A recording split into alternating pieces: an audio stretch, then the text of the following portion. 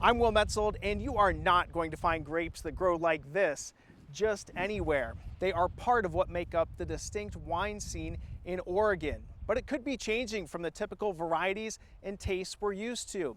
Many grape growers say climate change is causing them to make changes, and they're always keeping an eye on what's ahead.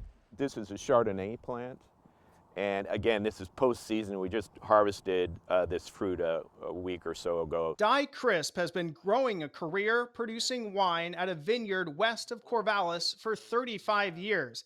He says this past summer's record-breaking heat in late June really caught him off guard. My crew, it got so hot that we only worked a few hours in the morning, and I said, go home, because it was impossible to work in it. Greg Jones is the CEO at ABACELA Winery and Vineyards near Roseburg.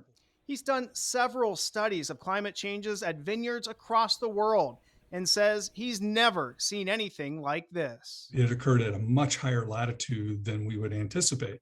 That kind of heat event is pretty normal in the desert Southwest. If they would have experienced it, it would have been probably a pretty normal thing. So you see how it shot another shoot out of here? Events like the heat wave this year are making vineyard owners like Crisp change the way they have traditionally produced wine.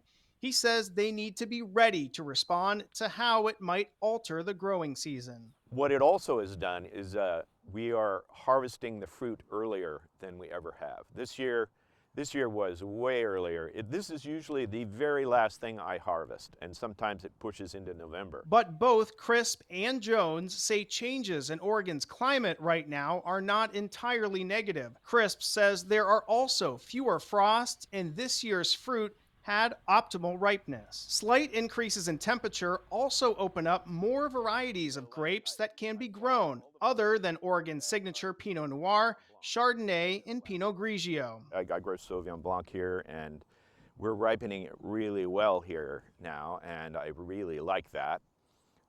So we're going to see some other things. I planted some aligoté at Temperance, and so far the resulting wines have been really interesting. But what Oregon vineyards say is most dangerous to them is the increase in extreme weather events that can damage grapes and change the growing season. Those can include droughts, extreme heat, and wildfires in vineyard areas. When we look at modeling in the future, we are definitely seeing that the potential for extreme events is increasing.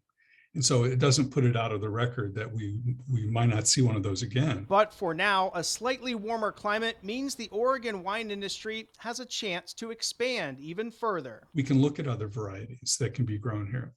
So I'm very optimistic in the fact that we will be resilient. We will have adaptive measures to kind of work with here in Oregon. Crisp says he's done a lot of adapting in the last few years. Even though he had an early harvest this year, there have also been years where it's much later. We've had the opposite situation where it's been super late, but we've managed to make great wines even though we're harvesting into November. So it's all about learning how to handle these different things that are thrown at us. Jones says he's also concerned about the ability to grow grapes because of the drought in the western United States. Some vineyards in the Willamette Valley who don't usually water crops have had a tough last 3 years. He says adapting to these changes in the climate will be key moving forward. In Portland, Will Metzold, Fox 12, Oregon.